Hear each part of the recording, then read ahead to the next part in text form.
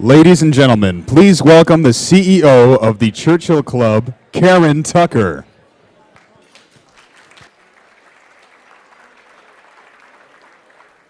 Thank you very much. Hello, and welcome to the Churchill Club. Our program this evening is called Masterful Leadership, Standing the Test of Time. We're privileged to welcome three distinguished speakers: Becker of Silicon Valley Bank, Georgens of NetApp, and Maynard Webb of LiveOps and Yahoo, among other organizations, who are here to share their experience and their insights about maintaining a strong corporate culture through different types of changes, from economic and technology shifts to shifts in leadership itself. And here to lead them in conversation is another distinguished industry leader, Karlgaard of Forbes. Welcome, and thank you all very much for being with us tonight. Thank you also to our partner and sponsor, NetApp. We appreciate your guidance and support in making this event possible.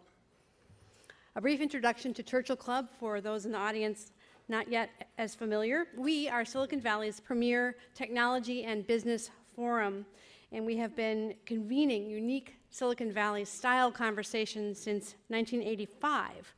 What drives us every day is to encourage innovation, economic growth, and societal benefit. And we do this through the up to 40 programs that we present each year, where like minds, like the people in this room, can come together with ideas and one another. And we are a member-supported nonprofit. We do encourage you to check into joining. Your next opportunity to attend a program will be next week on Tuesday, August 27, as we explore the future of how people and computers will interact, say around 2020 or so. And then on September 26th, we present two of our greatest events of the year.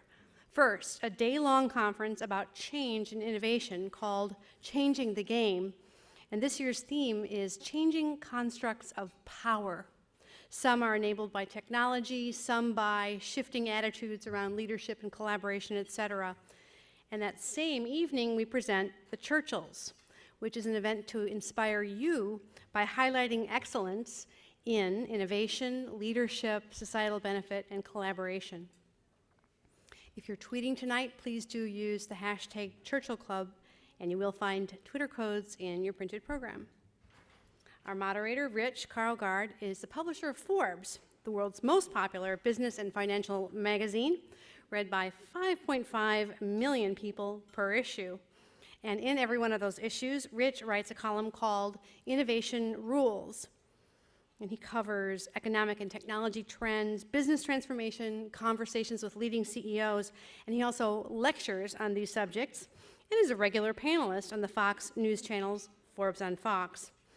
As an entrepreneur, Rich previously founded two leading magazines, one venture capital firm, and one significant nonprofit tech and business forum, the 7,000-member Churchill Club, for which he shared a Northern California Entrepreneur of the Year award given by Ernst & Young. Please give our warmest welcome to Karlgaard.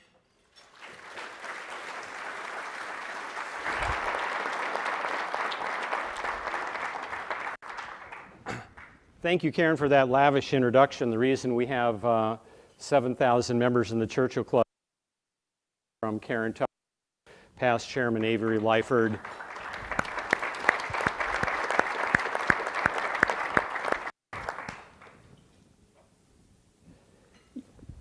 Let me just set up a little bit of the context of why we chose this as a topic and why we chose our panelists. It's not exactly headline news to describe the economy as not as robust as any of us would like. The US is growing at 2% a year. It should be growing at 3 or 4. China's slowing down. Europe's flat.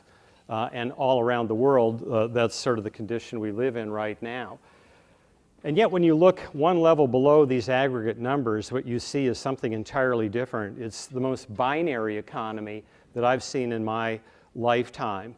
That is to say that the companies that really have their acts together are doing pretty well. The companies that are just missing, even on one or two core areas of their business or their operations, are not only just struggling, but can be in a death spiral. So it's one of these economies that is still rewarding excellent companies and punishing just about everyone else. So what does it mean to be an excellent company today?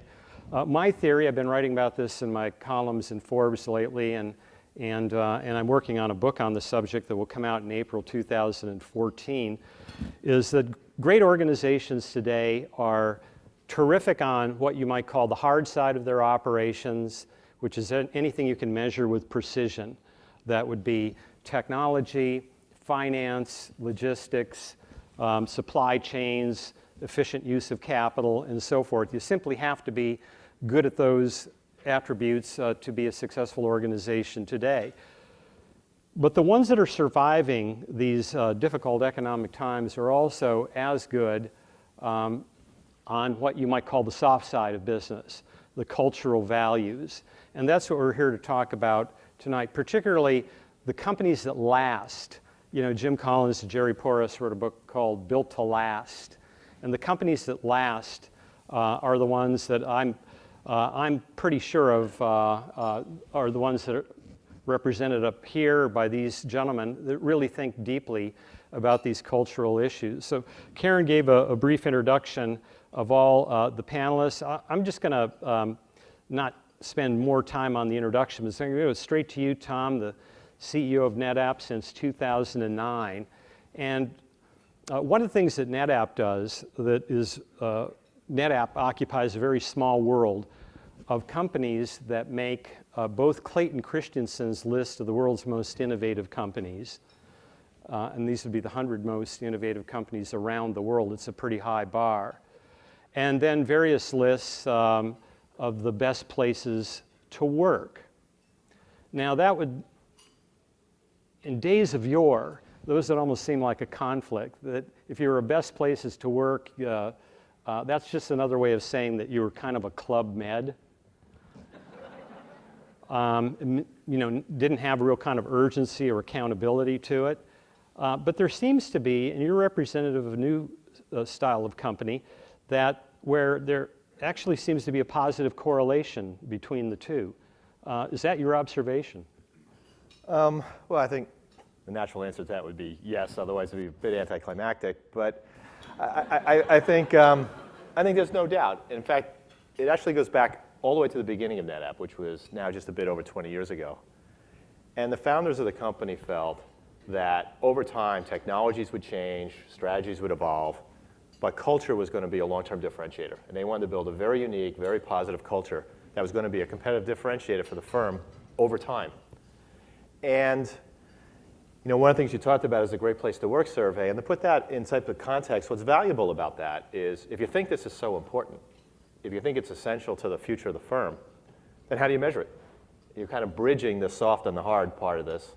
And that's what the Great Place to Work is about, because 2/3 of that result is based on employee survey. So it allows us to benchmark ourselves against the best companies in the world.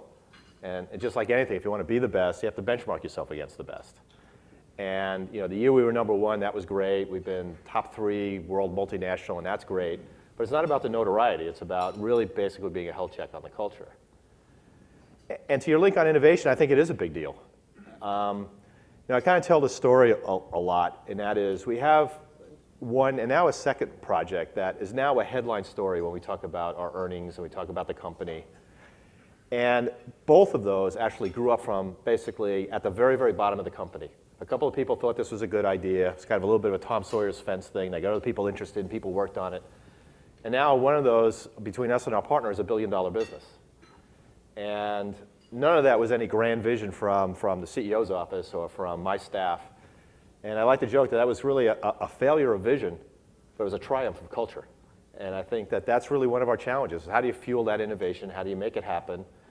And frankly, how do you wrestle with, yeah, we've had a couple of great ideas and maybe the other guys don't have that. But the real question is, are there 20 more great ideas that somehow the bureaucracy has stifled? And that's really our challenge. So I've never been any place, and I'm certainly not a founder of NetApp, that has been more focused on culture than this company. And I think it's been an essential reason of why we're still here 20 years later.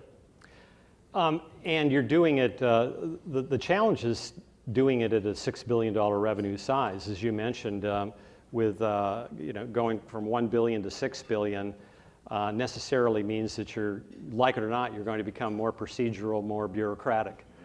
How do you fight against that? I think that's a challenge. And do I think we're more bureaucratic at $6 billion than at $1 billion? Of course. I don't think there's any way to avoid that. Question is, how do we minimize that, and how do we do that, as little as we possibly can? But it's clearly a challenge, and there's also a discipline that has to come at $6 billion. The nature of our customers are a lot more sophisticated. The applications we serve, we're the biggest supplier of storage to the U.S. military, right? So we're talking about stuff that really is life or death. And that's not a casual undertaking, either morally or procedurally. So the question is, how do we build a discipline to supply that and still innovate at the same time? And I want to go back to your country club view. We get this all the time on the Great Place to Work. They want to hear about, tell us about these great perks that you have. Tell us about, pet massages and free food and all that stuff. And we don't have anything like that. And we don't have walled offices. It's basically pretty basic. And the great thing about the Great Place to Work is they build on this thing called the Trust Index. And basically the primary concern is really around trust and management and building a culture around that. So for us, I don't think that we're a great place to work because we goof off. In fact, I make it very, very clear that the Great Place to Work activity and the culture enables us to win, but we should be under no illusion that winning sustains the culture. No company was a great place to work the day before they went out of business.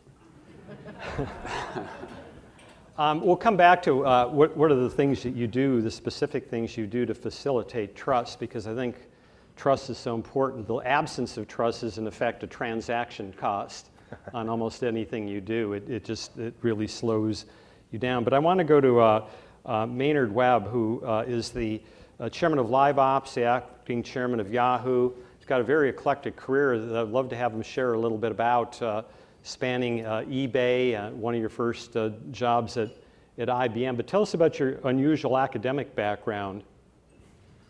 Oh, awesome.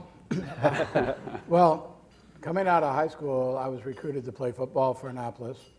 Got appointed to go to the Naval Academy and didn't go, which my mom will, forever hold me and, be upset about. And so I went out and worked construction for about 6 months, and I realized that everybody told me to slow down, Webb, you're moving too fast. And I realized that everybody was doing exactly what I was doing, and I didn't want to do that for 35 years. So I raised my hand and said, Mom, can I come home? I'll pay my way. I want to go through school. And so I came home and went to state school in Florida and majored in criminal justice. I was going to go on Which gives you an excellent background for Silicon Valley culture. Exactly. I was going to go on to law school, and my senior year I became an intern in Boca Raton as a security guard. And they had no openings, and they liked me, and because I was working hard, and they said, would you take a job in Rochester? I thought they meant New York. It was Minnesota. They were both cold and a long way from Florida, but it was a security guard job.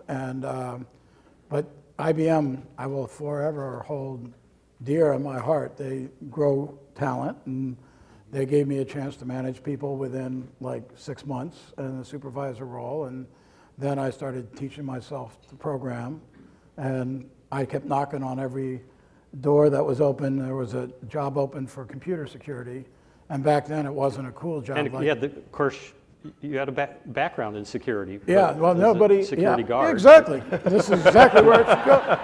And so I every one-on-one, I would go to my boss and I'd say, I'll do that job for free because it's open. And the system programmers didn't want to do the job because they thought it was beneath them. And I said, I'll do that job. He says, you have a job. I said, I know, I'll do that job and that job. But, he wouldn't let me do it. And so I was probably not the easiest person to manage, because I went back the next week and said, you're 1 week in, more to do, and nobody's doing that job. Let me try it. And finally, somebody from corporate came down and said, give that Webb kid a chance. And within like 6 months, I was this supposed expert that traveled around the country and broke systems for everybody, which was a lot of fun. And so I once cut like a multi-million-dollar check that they didn't know that I had gotten, and I gave it back to them. And my first management job was in finance. I had never been a finance guy. My first director job was in product management. I'd never been in product management. I went to Silicon Valley to be a CIO and Quantum and Bay Networks and Gateway, and I just like to do things that I think are cool and fun. And this is your eclectic background and the fact that you volunteered for things that people wouldn't do really is, in many ways, shaped your view of what a healthy corporate culture looks like. Do you want to say a few words on that? Well, I really believe there's more in all of us, and that everybody in this room and in this world has more to contribute than they're often asked to. And when they're challenged correctly and they have an opportunity to grow, they step up in ways that were never imagined. I certainly couldn't have imagined the kind of career I've been able to have, nor did I expect to have it. But I had an open mind, and I had a good work ethic, and I constantly was interested in learning and growing. And I think we need to make sure we treat all of our people in that same way. That, how do we make sure that the talent we have goes up to be their full potential? I think half the country hates their job. That drives me crazy. At a place where you make all your money, spend all your time, it ought to be a source of joy and inspiration, not a source of dread. So I think we have work to do to make sure we help everybody get to their destiny. Well, I want to come back and ask you about your snapshot views of some of the corporate cultures that you've worked for in your career, and what you've learned, both what to do and what to avoid. But I want to get to Greg Becker, CEO of Silicon Valley Bank since 2011. Silicon Valley Bank was founded in 1982, and Greg is only SVB's fourth CEO. And Silicon Valley Bank was a hidden partner in the founding of the Churchill Club in 1985, when my co-founder Tony Perkins, who worked at Silicon Valley Bank, basically used the postage meter at Silicon Valley Bank. Sent out a lot of bulk mail for our first event. So thank you very much, Greg, for all of that. We wouldn't be here for that. And I guess the apologies would be to Roger Smith for tanking his quarter that year, but you were just small enough then where it might have tanked the quarter. It may have been. How would you describe, when I think of Silicon Valley Bank, I think of it as the world's most interesting community bank, in the sense that you're in all these technology hotbeds around the world: Silicon Valley, Seattle, Manhattan, Tel Aviv. I mean, how do you think of yourself? So, I think we do think of ourselves as kind of this bank that's focused on the innovation economy. And even though our name is Silicon Valley, it's not just about Silicon Valley. So anywhere in the United States where there's a presence, that's where we are. And the one thing about technology and innovation is that it's universal, it's global. You can be in Shanghai, you can be in Tel Aviv, and sitting down with a company and talking to them, and it still feels like this high growth innovation company. It can still feel like it's Silicon Valley.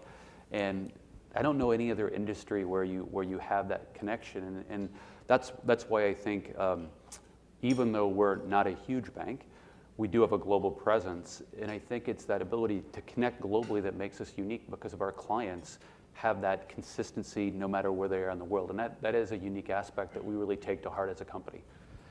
And one of the things that Silicon Valley Bank has done well, and not every company or even a majority of companies in Silicon Valley do this well, has been you haven't stumbled on CEO succession. I mean, from Roger Smith to you, it's been pretty darn seamless, where each one has taken the baton and run another fast leg. My explanation would be that if you have a great culture, this happens, and if you don't have a great culture or a really strong point of view of a culture, then the CEO succession is a roll of the dice. Yep, I would agree. I think what's different about I shouldn't say different about us. I think what we hold true is that you have to focus on the most important thing, and whether it's the client, whether it's the values, it's the employees, and we were talking earlier about this, where it is so easy when things are going well for everyone to feel like they're on the same page and they're all connected together, and gosh, this is such a great culture, and we're all doing great, and the stock price is doing well. But honestly, where you really find out about culture and you really find out about what it's like to be a team, and you do have that trust, Tom, that you were talking about, is when the times are tough.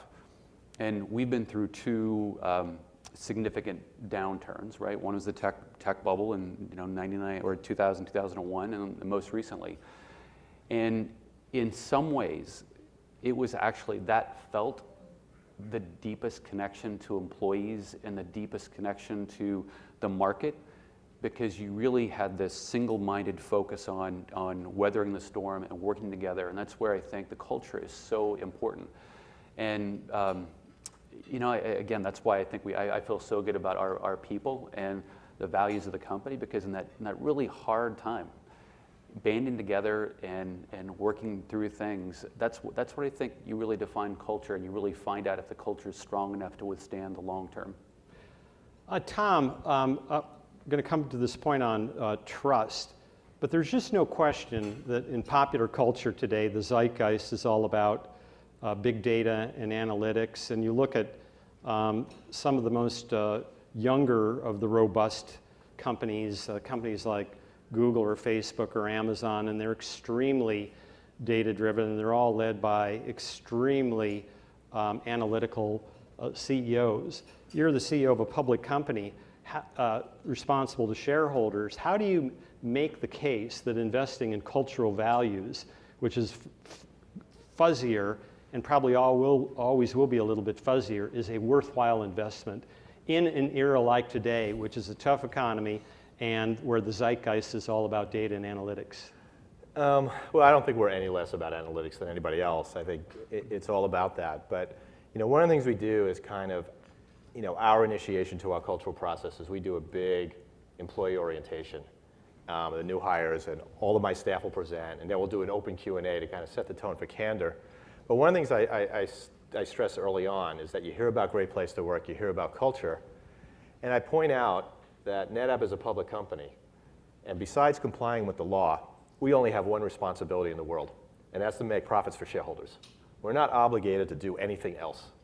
However, the thing I point out is that people are how we make that profit. People sell stuff, people design stuff, people serve customers, and therefore the people component matters to us, and therefore the investment in culture, the volunteer time off, catch somebody doing something right, the various things that are embedded in the things that we do every day are really about the people.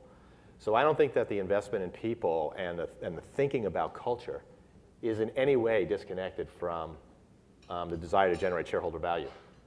Now, I will admit that sometimes it's a bit complicated, that we get a little bit wrapped around the Great Place to Work and we don't make some of the hard decisions we need to make sometimes that have people impact. And we need to be very cognizant and have that balance. But at the end of the day, I don't think NetApp is successful without the cultural balance and the cultural emphasis that we have. And I think that's one of the reasons why we're here to talk about the company.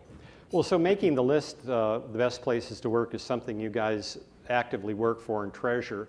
But in effect, I almost heard you say, but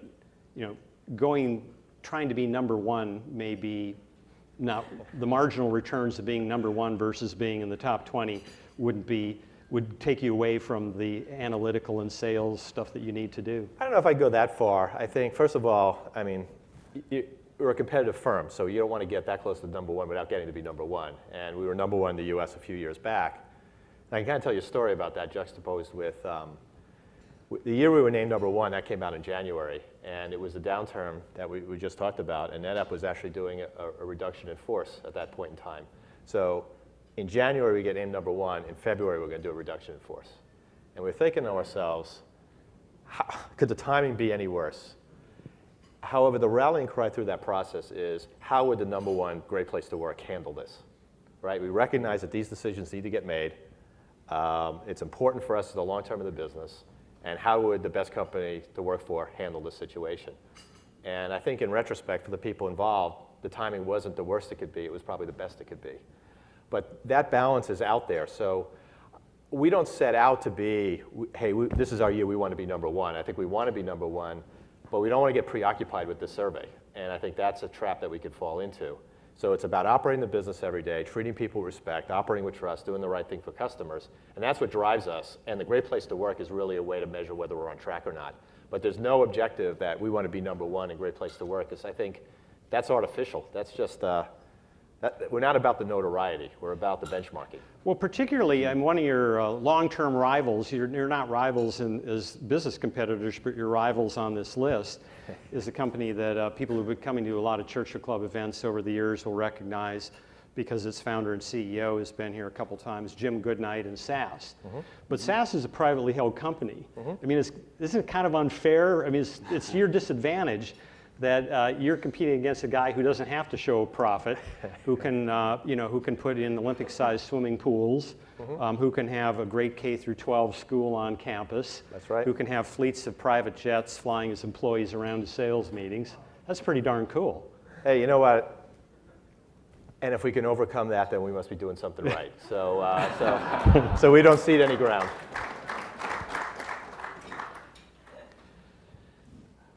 Maynard, give us some examples in as much detail as you feel comfortable with, but even cross the line and be uncomfortable on this. But what are some great examples of companies that you've been affiliated with, either worked for or consulted with or been on the board with?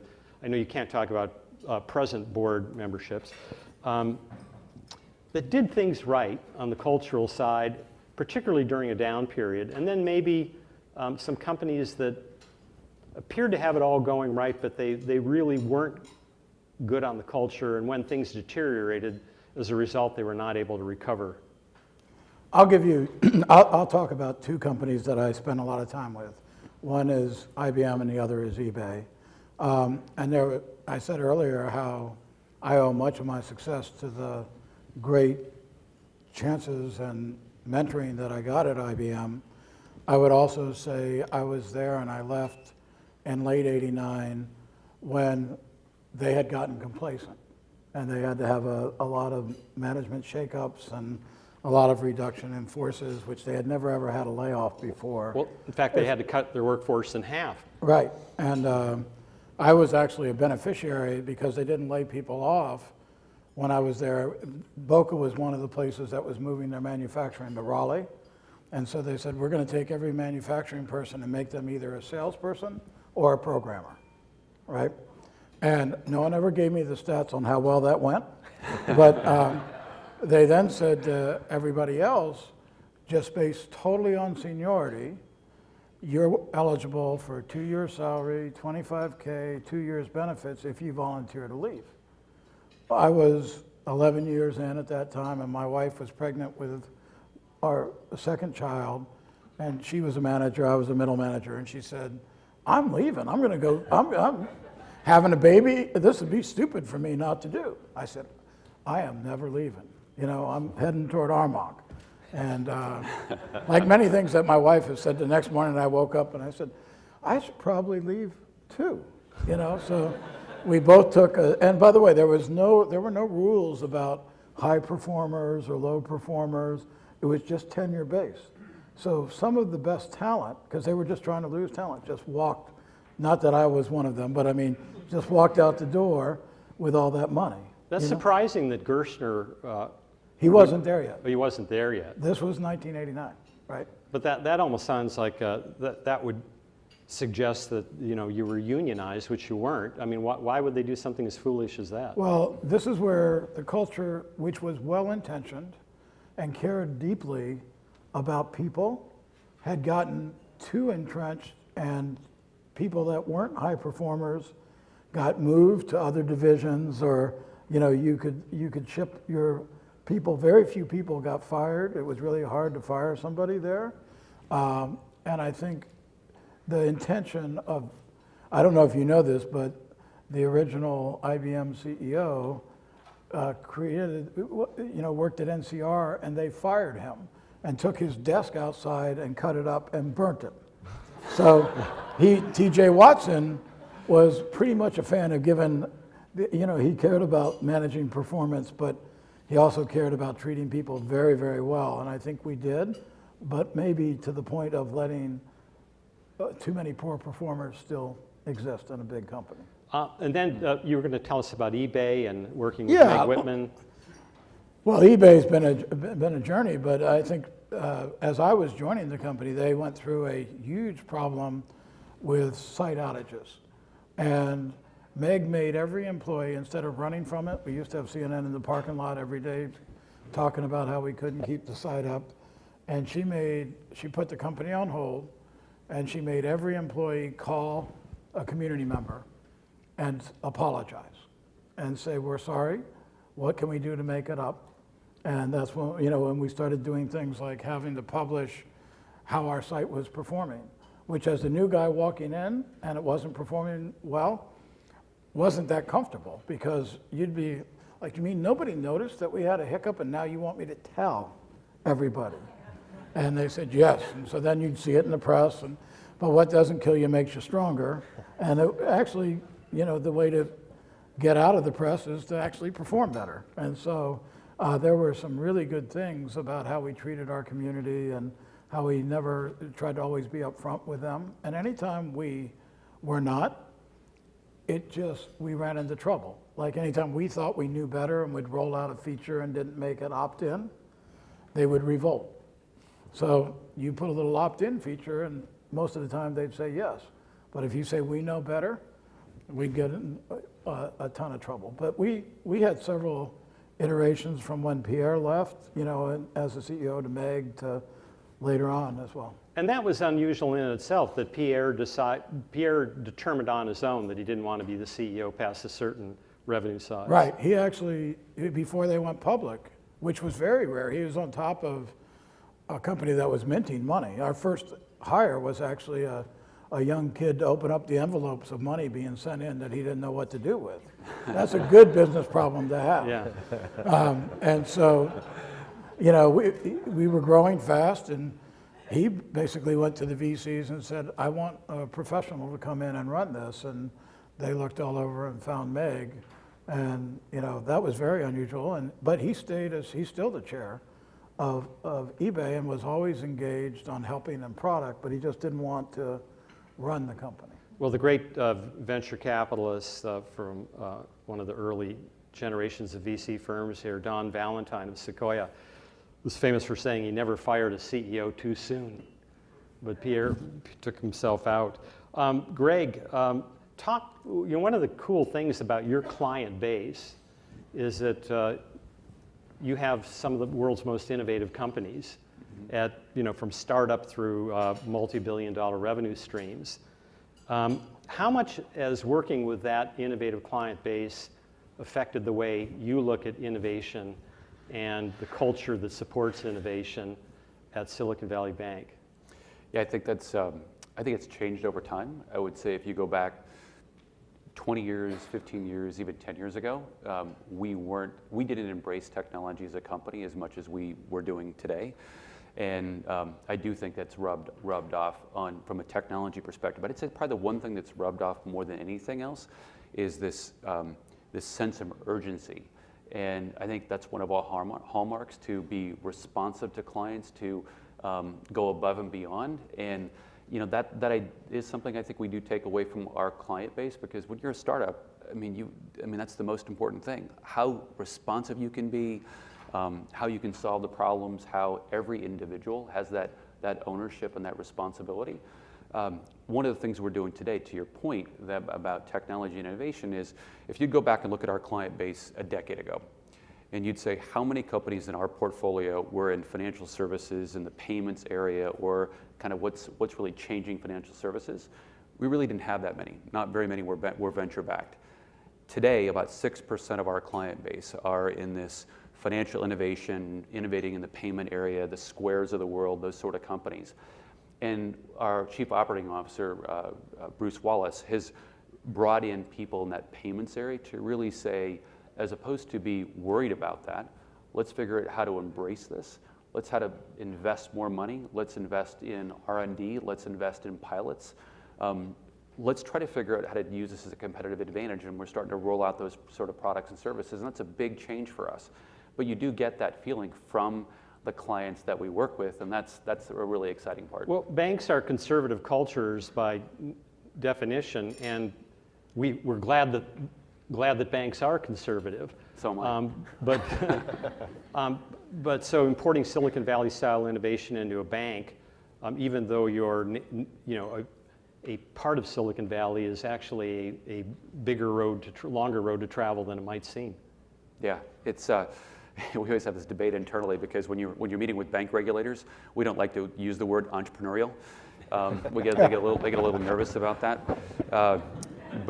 Use leverage. Yeah, they love that word. Yeah, but I just think it's in the DNA, and the closer you get to the clients, the more that it does rub off, and it's just a great benefit that we have, and our employees, I think, truly have this mindset of trying to figure out how to do everything they can to help out the employees and really understand the business, and there's no question it rubs off on them and how they think and how they operate.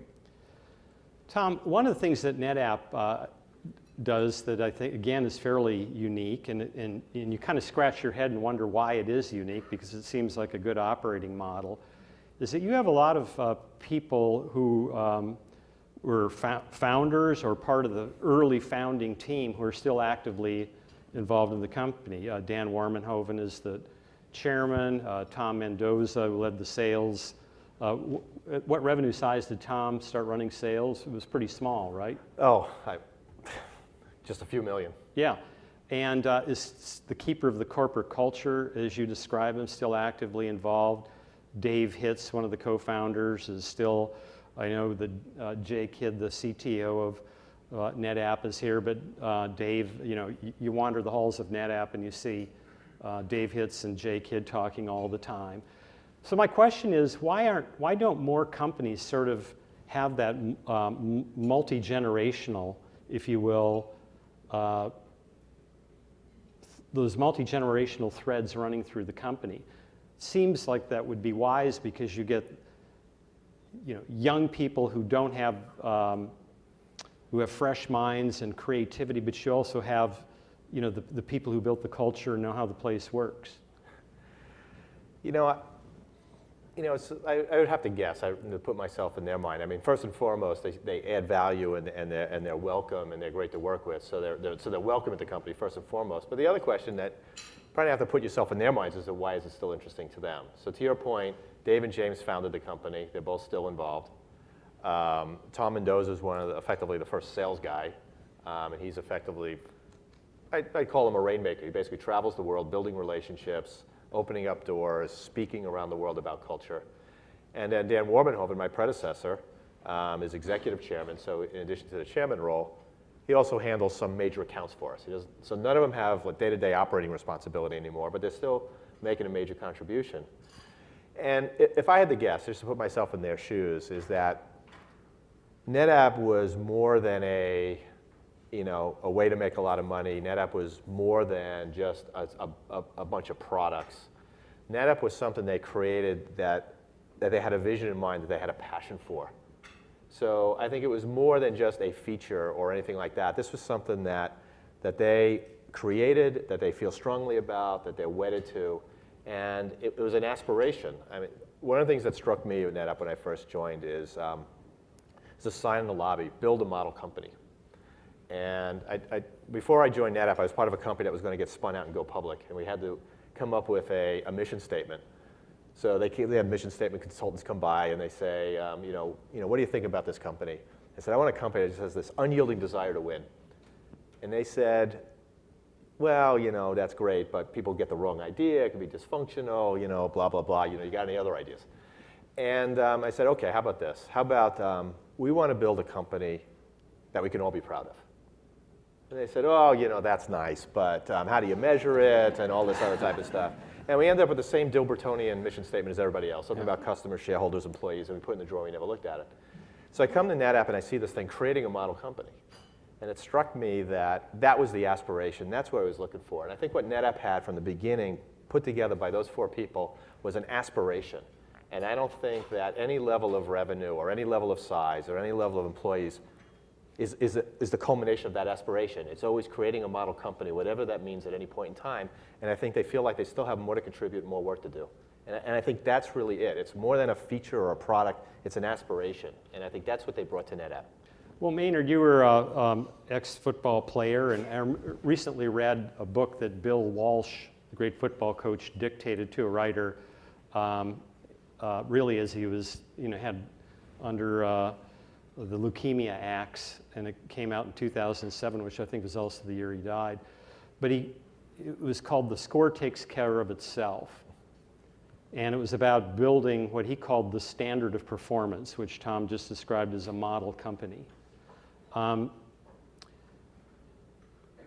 do you think, it seems to me sometimes sports teams in the military are way ahead of what companies should be doing when it comes to building these kinds of values. Is it just Well, I think easier at that level because I don't think it's easier at that level. I think there's a lot fewer jobs in the NFL than there are in corporate America, right? And so I think and the shelf life of a football pro is a lot shorter than the average career that an executive has. But for some reason, in the NFL, without a doubt, it's hard to not, you have to be talented and you have to work hard or you're not able to stay. In baseball, think of the level of performance that you have when every time you come up to bat, everybody knows every statistic about how you've done this year or in your career, how many, curveballs you can hit and how many strikes. The Giants were the World Series champs last year and they're close to last this year, unfortunately. And everybody knows why and who's contributing and who's not. Take that kind of level of transparency and ruthlessness, if you will, and then go to the corporate world. And it's a lot fuzzier with who's performing and who's not, and what standards you have to set. So I think they're a true meritocracy on the playing field, not necessarily in life, because there's other things that they do, that we need to model more of that. We have to realize that as an employee or a company, you have to get voted onto the team every day. And if every employee actually came in to work every day realizing that they should be getting reelected to be able to work here, and every company realized that they have to have that employee reelect them to work here. Whole Foods is something like that, isn't it? Yes, they do. And they vote on compensation, and there's a lot of transparencies that most companies wouldn't put up with. I think the whole model, the age of the paternalistic company that took care of you for life, that's kind of gone. I mean, it's nice if you can get it, but there just aren't that many companies that do that anymore. And as companies, we're all looking for talent. Which companies in the audience, how many of you have openings?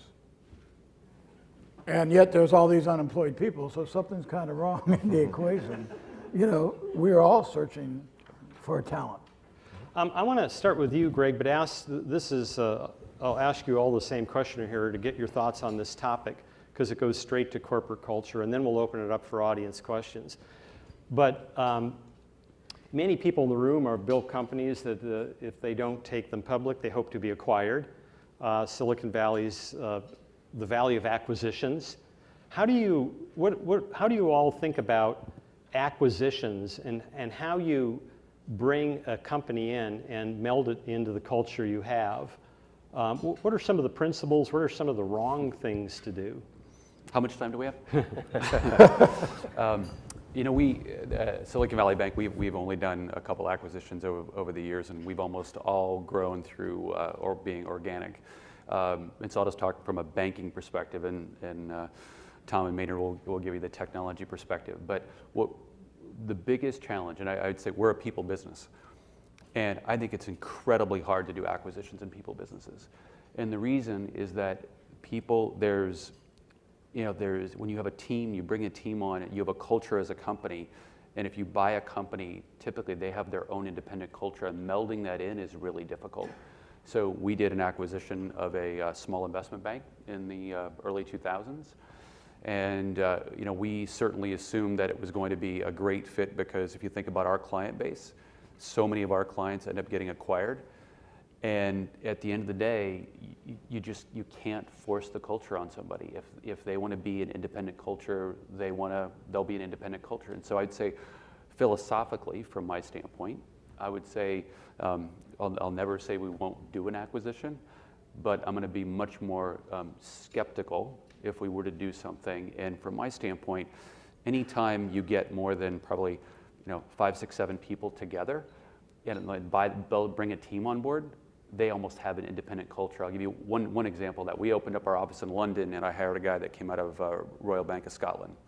And he worked there for a long period of time and had a big team. And what impressed me most about him was that when he was building out his team, he actually brought people from Lloyd's and Microsoft and Barclays and all these other banks together, and they're much closer to, they are Silicon Valley Bank culture, as opposed to what they could have been as an RBS culture that happened to be under Silicon Valley Bank. So I personally struggle with businesses that are people-driven from an acquisition perspective. Never say never, but culture is incredibly important. Tom, what are your views on that? I mean, acquisitions are a great way to drive top-line growth. They're a great way to bring in a missing piece of technology or whatever that missing element is that can take a company to the next level. But you also have to know how to structure these acquisitions, whether to fold them in completely, whether to leave them independent or quasi-independent. I mean, that's where it seems like people give too little thought. Well, I think that's the age-old question. I belong to a forum of CEOs that we get together periodically. Mostly we whine about the macro and Wall Street and sell-side analysts and stuff like that. But one of the things that happens in that is one of the CEOs will do a case study of some issue that's in front of the business and get our sage advice. And overwhelmingly, the most common question is about, we're doing an acquisition, and to what degree should we integrate it? That is by far and away the most common case. And that's probably a third of them is just on that subject alone. And I think it inevitably comes down to,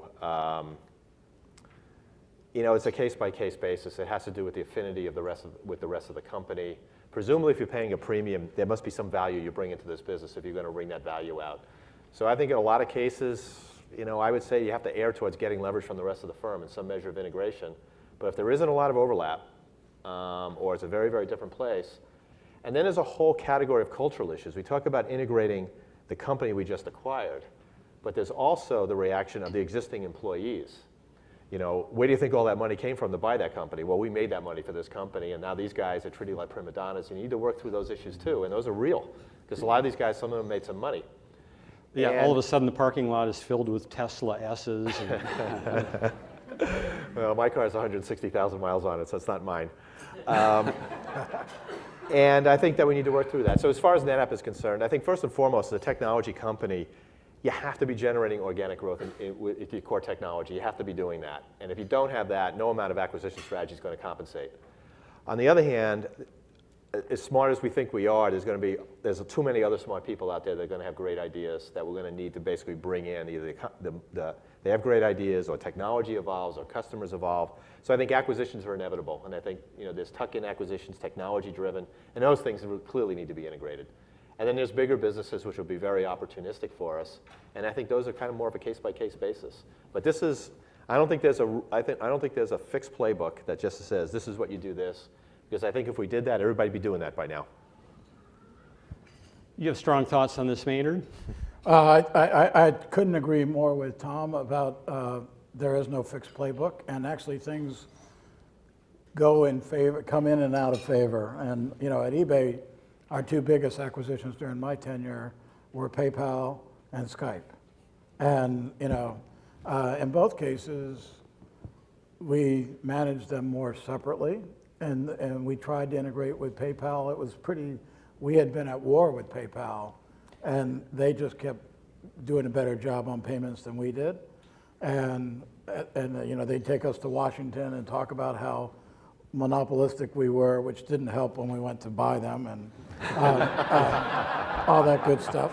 But we, from day one, there was so much synergy between eBay and PayPal that just worked, and even though we kept them separate. But there was a lot of worries about how come they got food and the guys at eBay didn't get food? Okay, everybody will get food. How about that, you know? But then on Skype, I think the deal structure itself, first of all, you can argue whether it was a silly acquisition on synergies, and I have to thank John Donahoe and our CFO for making sure we actually sold it for a really good profit eventually so that we don't go down in the Hall of Fame for the worst acquisition ever. But a lot of what went wrong on that one was a deal structure where we had said that they were going to be autonomous and they had an earn-out, and all they had to be focused on was the earn-out and making the numbers, which they were not incented to do anything to work with us, right? And so we thought we were doing something cute financially to drive behaviors, and it did exactly the opposite of what we had hoped to have done. So I think they can be transformational. Certainly, we hope that is what happens with Tumblr at Yahoo. And what PayPal was for eBay was transformational, for sure. But they're hard, without a doubt. And I think people can get excited about the deal and the enthusiasm and forget the playbook that needs to be implemented to make sure you actually get the value that you had hoped to get out of them. Well, several years ago, I interviewed a CEO who is known for being really good at acquisitions, and he said these things go wrong at the most trivial level.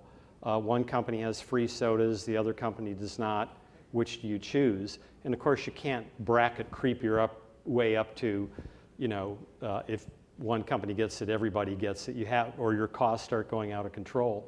But he said it's just amazing the petty things that people would blow up over. I was the CIO. I was the first executive hired at Bay Networks after the merger of Wellfleet and Synoptics, and both of them were doing very well. And then we put them together, and they hated each other, you know. And they actually selected. I had to go through like 25 interviews because they fought on whoever would get hired. And the West Coast guys wore suits, and the East Coast guys had beer bashes, and you know, the culture clash was unbelievable. And I think the day I joined, there were 45 VPs or above that had more seniority than me. A year later, there were 2.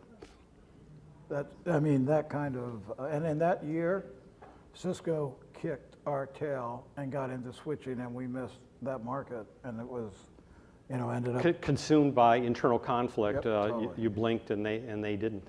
Yep. It's now time to open it up for audience questions. Remind me how this works, Karen. Ask for the question. That's the question.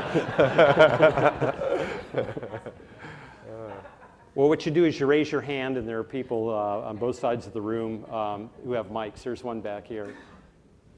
Go back. And you have one too? Okay. Okay. Hi, Mark Bregman. So I think both Silicon Valley Bank and NetApp built their culture in a green field and have been very successful. Mm-hmm. But there are a lot of companies that get to a certain point, IBM I think went through this, where they have an entrenched culture, and to succeed or to move forward, they've got to change their culture. I wonder if you could comment on the difficulties or the opportunities to shift a culture in an existing company. I'll go.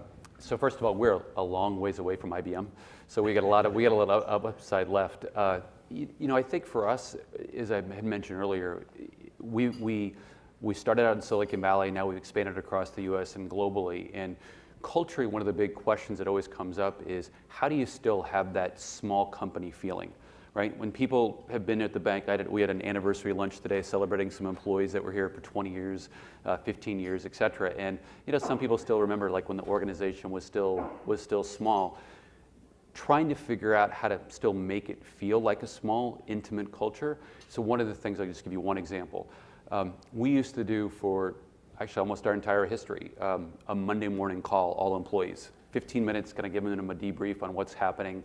And what would happen over time is people wouldn't attend anymore. And so when I became CEO, and it may not seem like a big deal, but it actually did have a big positive influence, is we built out a TV studio. And every Monday for 15 minutes to a half hour, either myself, other executives, employees, clients, people from the community come, and we do a live broadcast to all our offices. And to me, when people see each other face to face and they see what's going on, and you talk about the challenges and everything else, it still culturally makes you feel like a tight-knit organization. That's just one example, but it will always be a challenge because people will still reflect back and say, wow, we're not the same company we were, and we're not. But we still want to maintain that tight-knit organization. But Tom and Maynard, sometimes the moment comes where you just simply have to blow it up, right? Yes, and that's what, by the way, I don't want people to think IBM isn't a well-run company now. They went through a tough period in the 90s. And Well, near death. Yeah. But I think if you can self-correct, I think what you have to realize is you always have to be aware of where you are. Like we had to change some of our values and culture at eBay and say, okay, what did we care about a lot in the beginning, and which of those do we need to carry with us, and which of those do we need to change?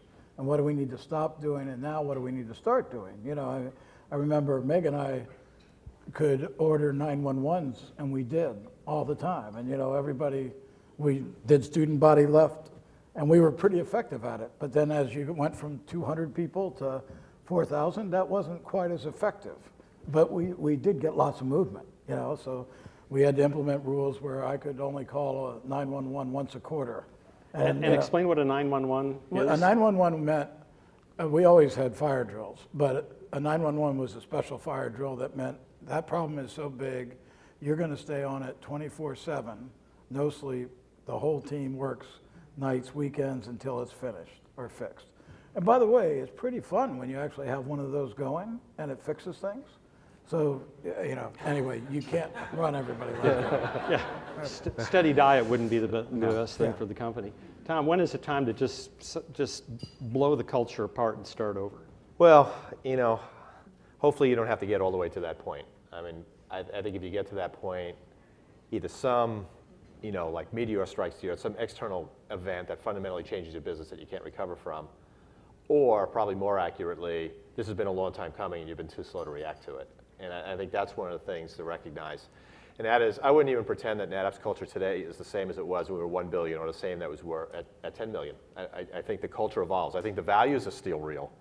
And I think that those are really important, but the culture will evolve. We're a bigger company, we're going to act different, we're going to do things differently. I think that's a natural component. I think when you have some big outside force that fundamentally changes the industry, that disrupts everything, then you got to do something radical.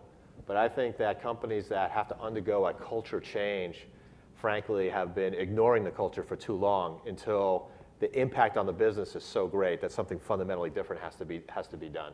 So I think that most of these culture change things are basically a function of not paying attention to something that's really, really important. Well, in the case of Meg Whitman at HP, she's really trying to go back to the founding principles of of Hewlett and Packard. Mm-hmm. And I think when you have an employee base that's that big, and particularly HP, which was effectively the embodiment of the Silicon Valley culture for so long, and there's such loyalty to that vision and that culture, that's one of the big assets that they have, and you have to leverage that. You have to get people rallied around that again. And you know, I completely agree with that. Rather than just starting from scratch, leverage something that already has demonstrated proven value and staying power. Yeah, and then Dell's version is to take itself private, where presumably they will have long and hard thoughts about what they look like when they come back out. Yeah, if Karlgaard never lets them. Yeah.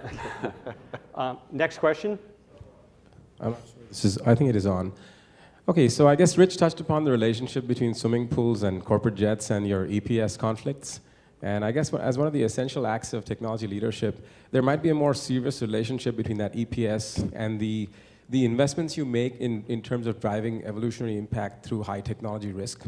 And when that kind of conflicts with Wall Street and what that might do to your short-term stock price, is it that as a matter of principle, you would essentially stick to what you're going to do in terms of building future markets, regardless of what that might do in the short term to your stock price? You want to take that? I can. I think the tension of short term versus long term is always going to be there, and frankly is what we and our teams get paid to really try and evaluate. So there's no substitute for basically operating in the long-term interest of the company, because the long-term eventually happens, and you got to be ready for that. And I think for things that you've got conviction on that are going to have a short-term component or short-term impact, you have to communicate. You have to communicate that directly. But that doesn't mean that the short term doesn't matter. I think that there is a lot of importance of that quarterly discipline.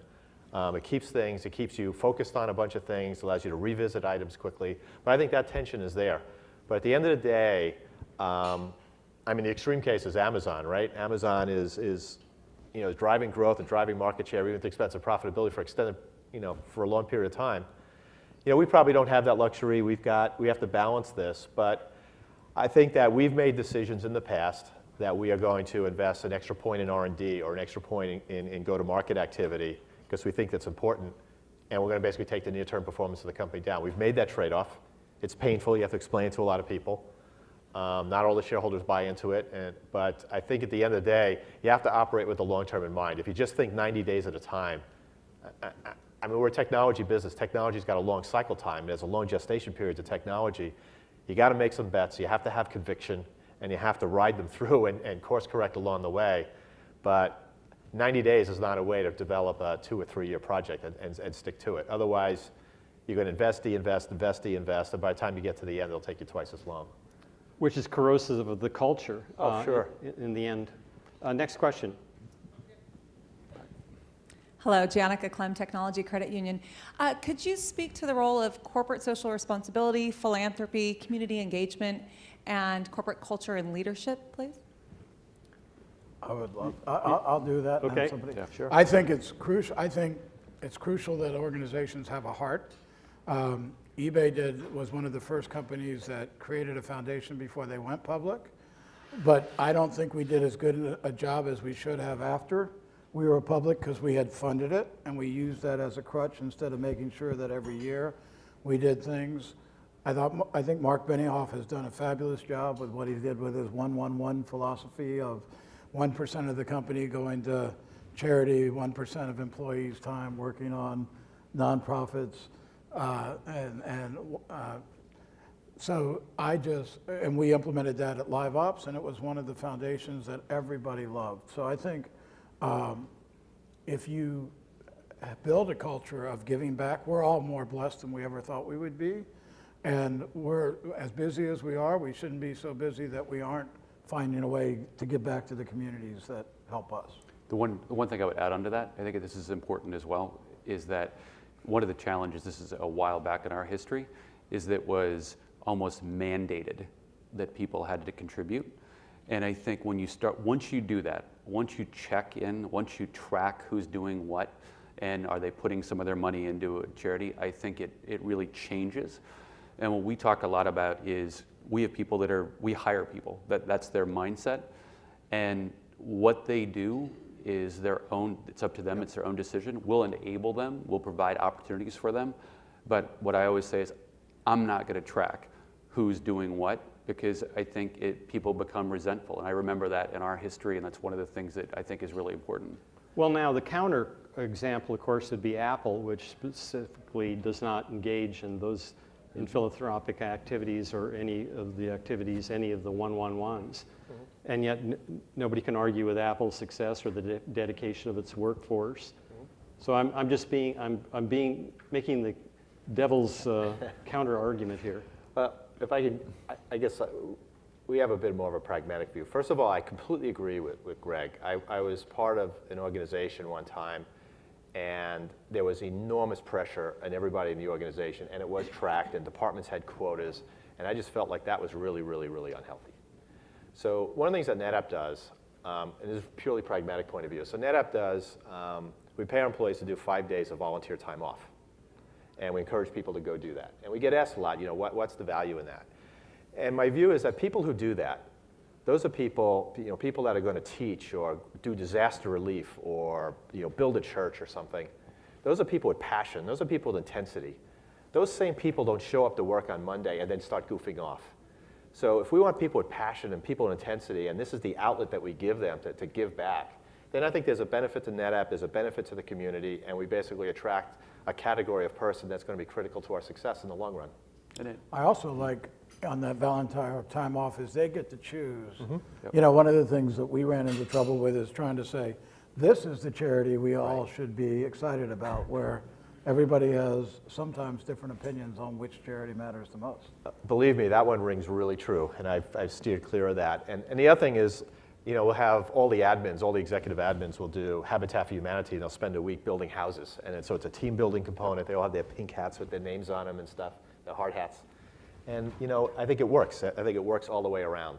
So, I don't claim any humanitarian greatness around this. I think it's very pragmatic. It's a way that we give an outlet for very creative people to give back and also attract great people to the company. Well, just as a quick follow-up, I'll ask this of Maynard. Is that an appropriate activity for a raw startup, or is there a certain size, certain stability a startup would need to reach before it realistically could start doing what Mark Benioff did? So I deal with a lot of raw startups, and I don't think in the very beginning that their first thought has to be giving back, because their first thought has to be the only way to give back to your employees is actually have a business that actually produces a revenue or profit in some form or fashion. But I do think even in early team building efforts, you can do something that's going out and serving food at a food bank. I mean, there's things you can do to inspire folks. You can give some percent of your stock if you want to from the day one, which costs you, it's dilution, but it doesn't cost you, it doesn't burn your cash. So there are things you can do. I just think I wouldn't get too far ahead of myself in the very, very early days, because you have to exist first. Next question. Hi, Natasha Alexeyeva. There's a few of us here who are Could part you of hold the startups. mic a little closer? Sure. Thank you. There's a few of us here who are part of startups. So I was wondering if any of you actually do angel investments, and if you do, what do you look for in a startup? We don't do angel investments. But the bank we're mainly almost exclusively debt driven, but obviously we work with a huge number of angel groups out there.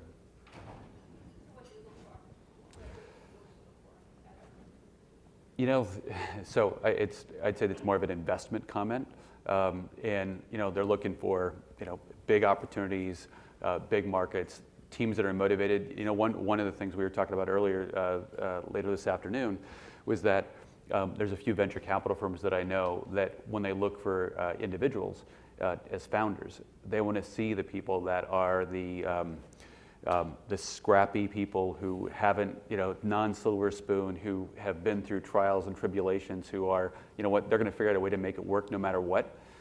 And they really spend time thinking about that. It's like, what have you struggled to do, to accomplish, and how have you made your way through that?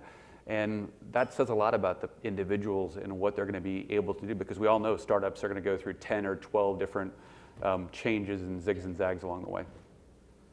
And I'll just I want to just set you up with a quick follow-up note to that. And we were talking about this backstage, the importance of grit. The Silicon Valley, I think, sometimes at its worst, I think we propagate this idea that the only people who are really fit to work here, or the only people worthy of hiring, are people who scored 800 on their math SATs.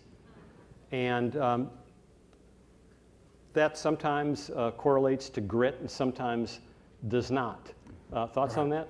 Well, first of all, I always am interested in somebody who has produced something.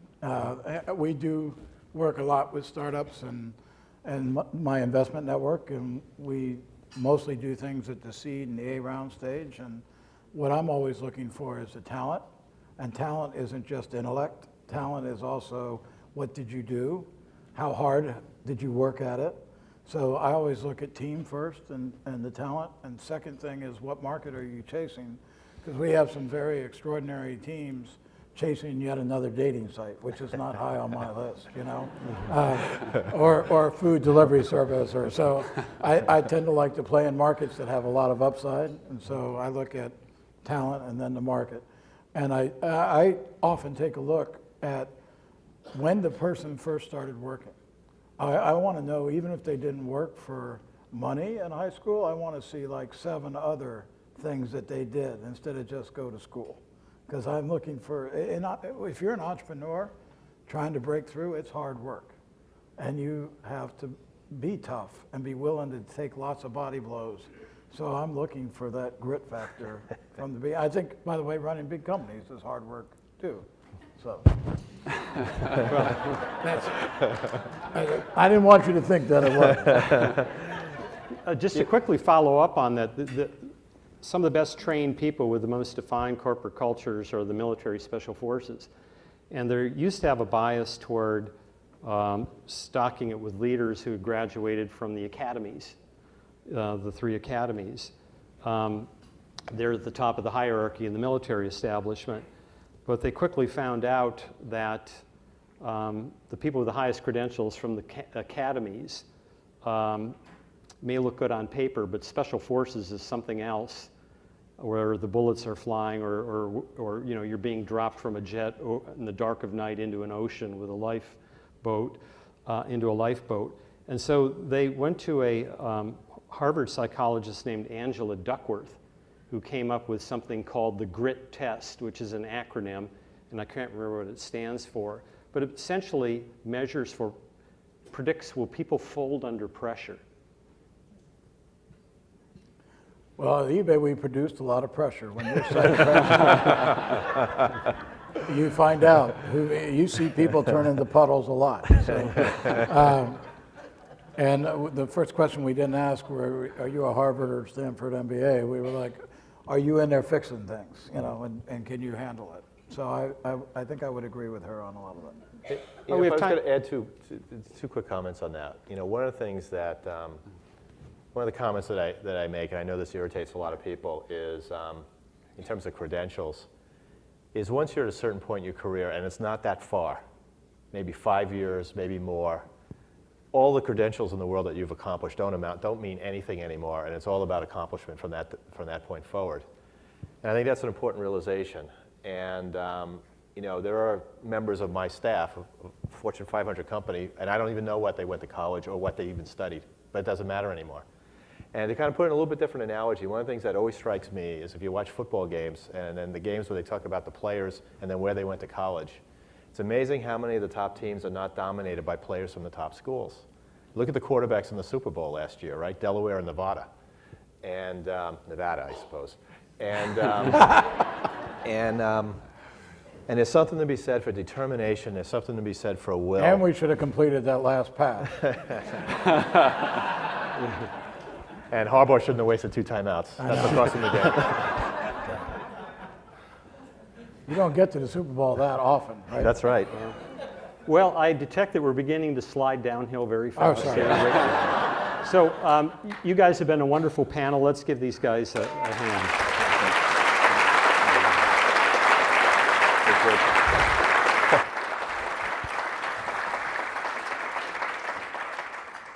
I'd like to thank our speakers again for sharing your perspectives, your insights, your stories so candidly. We really appreciate that, and also for taking our audience questions so generously. As a very small token of our esteem and thanks, we have for you the Churchill Club Speaker T-shirt.